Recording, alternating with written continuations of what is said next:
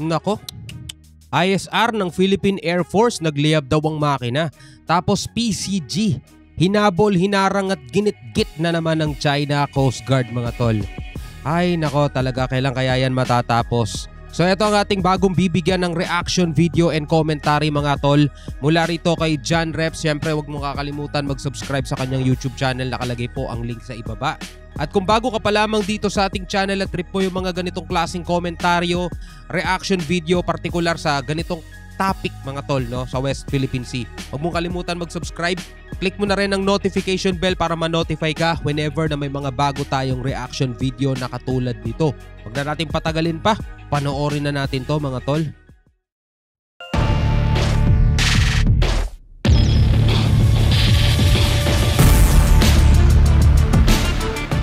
Muling hinarang ng China Coast Guard ang dalawang barko ng Philippine Coast Guard sa isinagawang resupply mission kahapon sa Ayungin.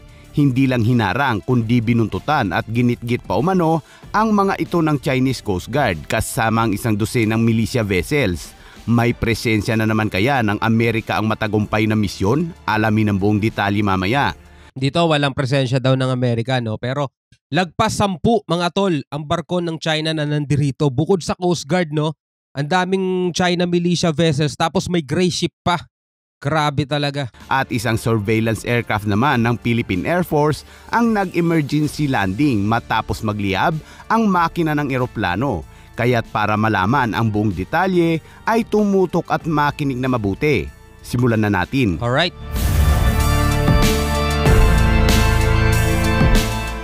Kung may banggaan sa Scarborough Shoal, sa Ayungin Shoal naman ay may habulan at harangan. Nagsagawa kasi ng panibagong resupply mission ang Philippine Coast Guard doon. Habang naglalayag ang mga barko ng Philippine Coast Guard na BRP Cabra at BRP Sindangan kasama ang dalawang maliit na resupply boat, mula sa Bina Shoal ay binuntutan na ang mga ito ng China Coast Guard. At pagdating ng mga ito sa Ayungin Shoal ay sinalubong na ito ng 12 militia vessels na nagmula sa Mischief Reef. At syempre tulad ng dati, dito na hinarang ang BRP Cabra at BRP Sindangan. Kitang-kita sa video mula sa Philippine Coast Guard na muntik na itong mauwi sa banggaan. Kaya naman ang Philippine Coast Guard ay umatras o dumistansya na lamang. Ang dalawang Kung sa ibang bansa, dire-diretso babanggain yan. Ay nako, kung sa ibang bansa babanggain yan. Tayo hindi eh. Iniiwasan kasi natin magkaroon daw sila ng narrative na binangga natin sila at nagpo-provoke tayo ng gulo. No? Yun ang problema kasi. Supply boat naman na Yunaisa May 1 at Yunaisa May 2 ay hinayaan ng China Coast Guard na makalusot. Pasado 1:00 ng hapon nang makalusot ang dalawang resupply boat upang ihatid ang pangangailangan ng mga sundalong nakabantay sa BRP Sierra Madre. 3:00 ng hapon naman ay paalis na ang resupply boat at dalawang barko ng Philippine Coast Guard sa Ayungin Shoal. Ngunit hinabol pa rin umano ito ng China Coast Guard at pilit na ginitgit ang BRP Cabra at BRP Sindangan. Hindi naman kalayuan sa lugar ay nakahanda naman ang isang barko ng Philippine Navy na BRP Ramon Alcaraz sa kung anuman ang gawin ng China Coast Guard sa Philippine Coast Guard. Gusto nilang punin sa atin.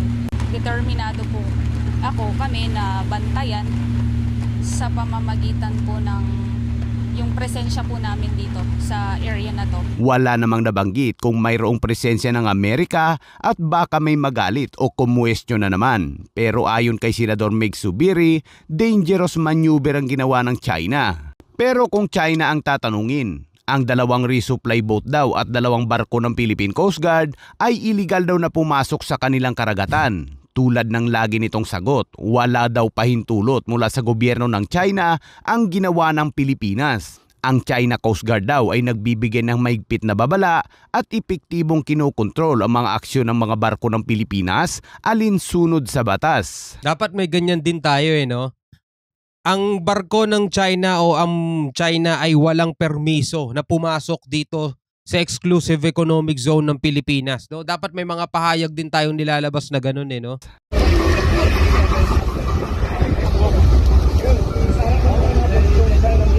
Yan no? May inis ka na lang talaga sa nagaganap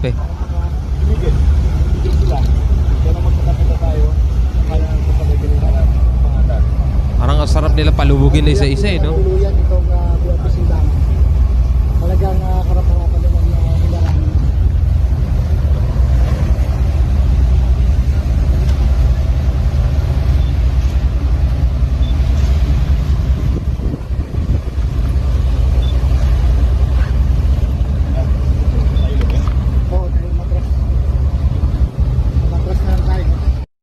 At Umatras sa na lang ibang tayo. balita naman, Narinig niyo, umatras na lang tayo.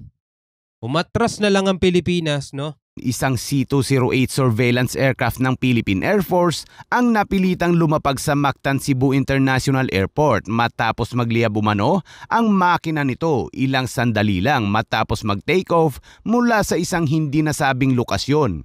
17 domestic at international flights sa Mactan Cebu ang naapektuhan dahil sa engine trouble at pagsadsad nito. Ligtas naman ang 5 crew na sakay nito. Samantala, kahit paminsan-minsan ay subukan naman natin mga kabayan na pakinggan ang pinagsasabi ng mga pro-China.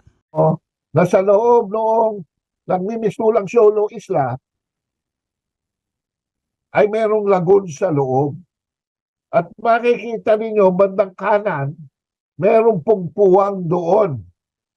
Ayan sa bandang kanan.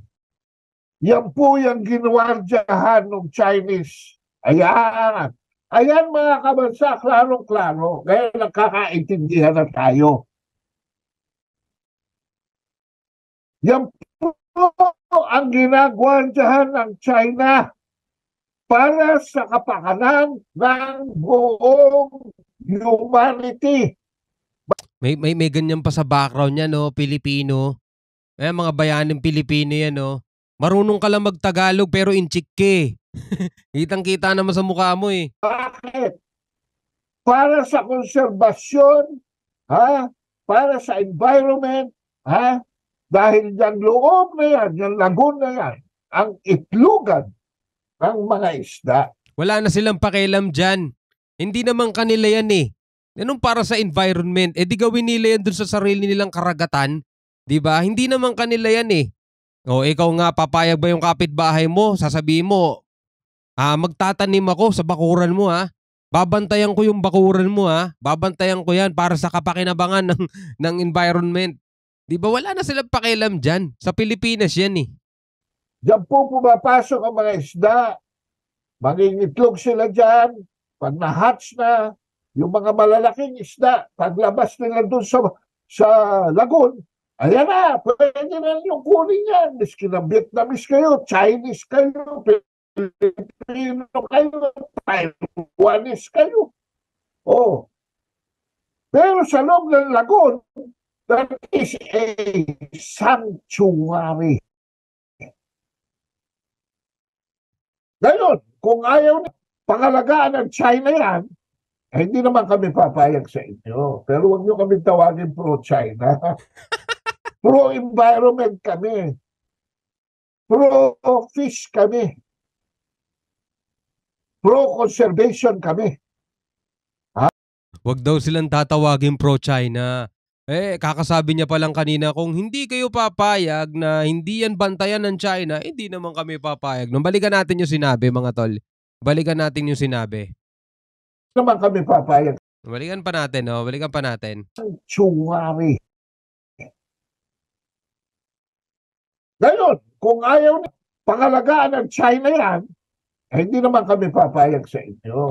Kung ayaw nyong pangalagaan ng China yan, hindi naman kami papayag sa inyo. Wow! Wow! Pro-environment kami. Huwag nyo kaming tatawagin pro-China. Hindi daw sila pro-China, mga tol. Pro-environment kami.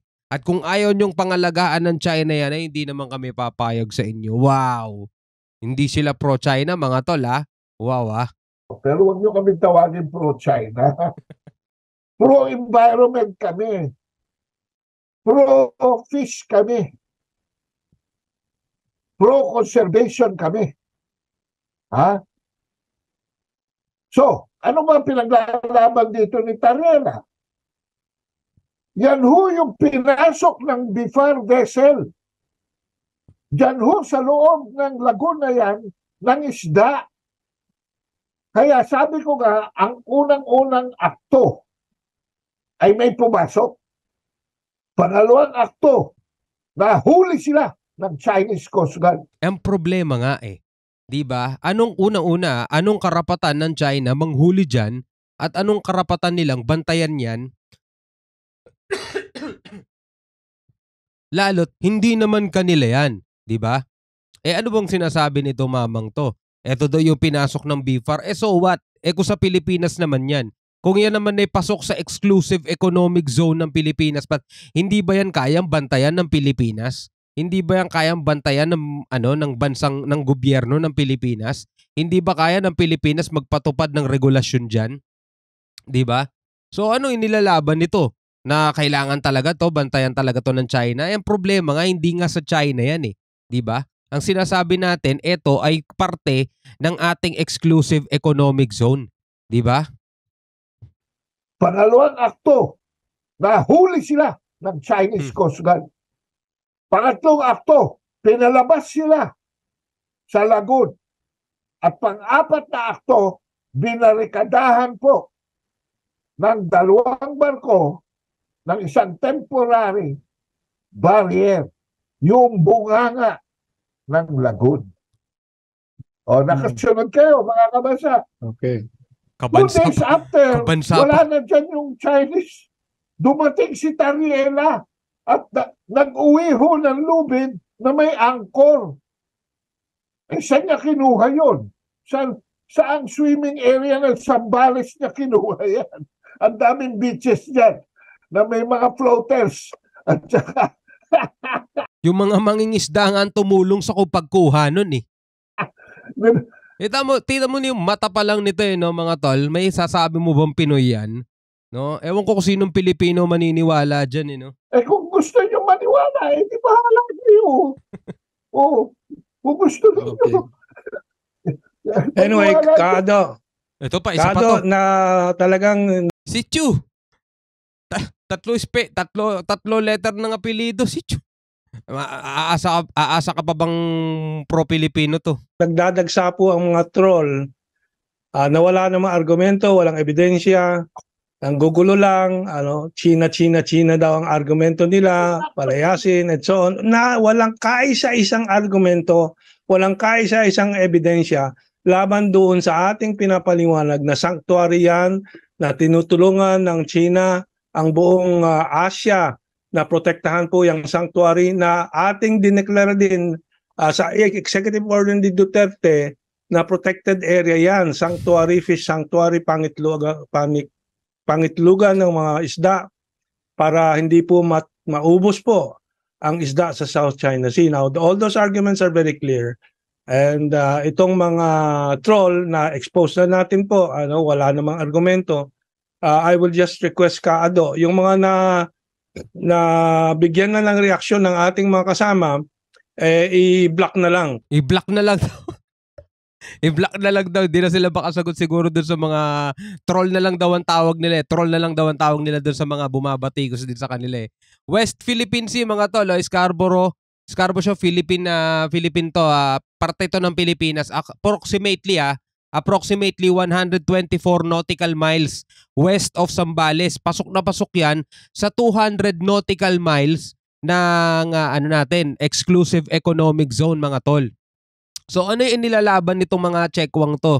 Chekwa na tawag ko rito, hindi naman sila Pilipino talaga Mga Chekwa to So anong inilalaban nito? Binabantayan daw ng China?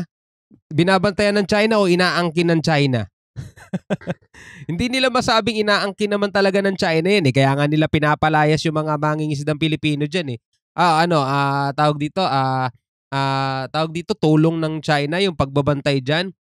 Tayo may karapatan dyan, pasok yan sa 200 nautical miles ng Pilipinas. Kung sabihin natin, wag nyo nang bantayan China, kami na bahala magbantay dyan, papayag ba sila? Ano sasabihin kaya nito mga Chekwang to, no? Bahala na kayo mag-comment sa kanila, mga tol. No, ewan ko kung di kayo mabuisit sa mga yan.